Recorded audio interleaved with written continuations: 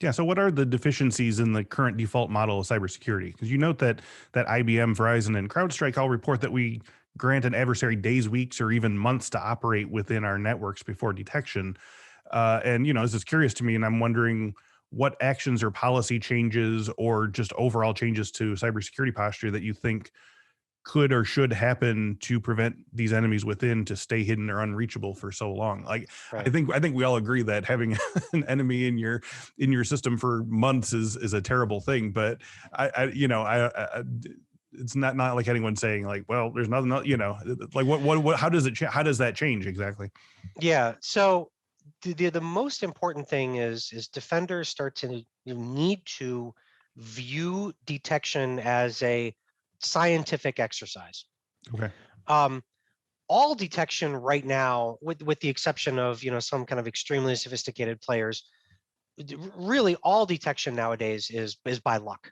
Hmm. And anybody that I think most people would agree with that. And if they disagree, we might have a bar conversation about it.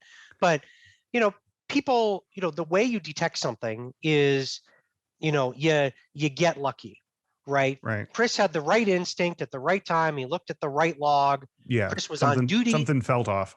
Right, exactly. Hmm. But boy, if Chris was on vacation that week and Jeff was on duty, and Jeff's kind of a buffoon, you might not get the detection. Right.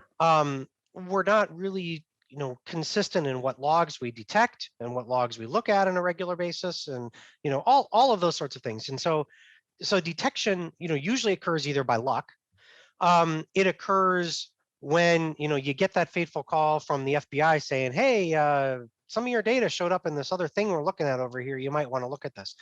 By the way, until recently, that's how most detections actually occurred, Right. was by a third party notification.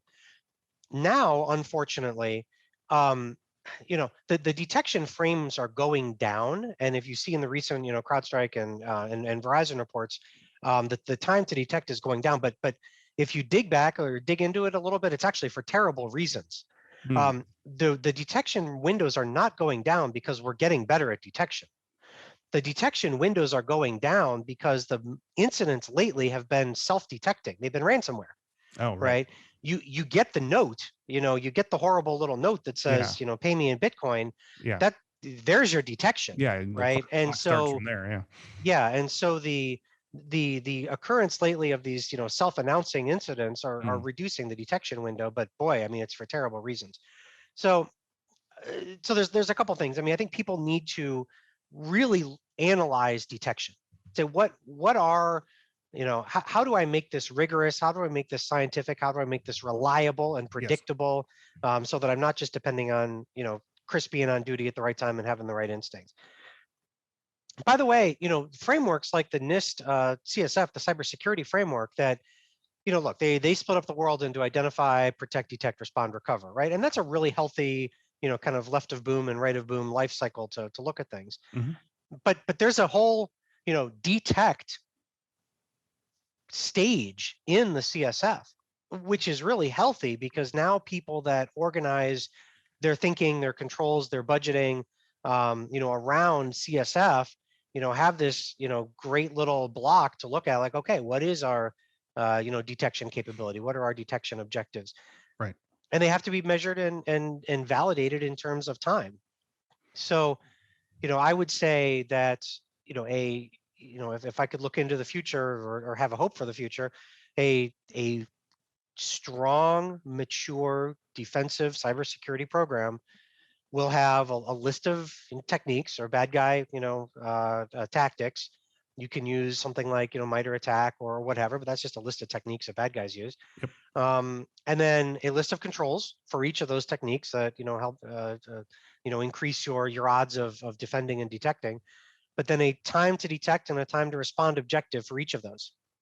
So you should be able to say by technique, curb roasting, right? Pulling and trying to leverage long live curb roast tickets, right, in a Windows Active Directory environment. I should be able to detect that in X, 45 minutes or less, 30 minutes or less, 2 hours or less, a day or less. It doesn't, as long as I have the number, it almost doesn't matter. Right. As long as I know the number. And then from there, what do I do about it? New episodes of the Cyberwork podcast are available every Monday at 1 p.m. Central. And don't forget to check out our hands-on training series, Cyberwork Applied. Each week, expert Infosec instructors teach you a new cybersecurity skill and show you how that skill applies to real-world scenarios. Go to infosecinstitute.com/learn to stay up to date on all things cyberwork.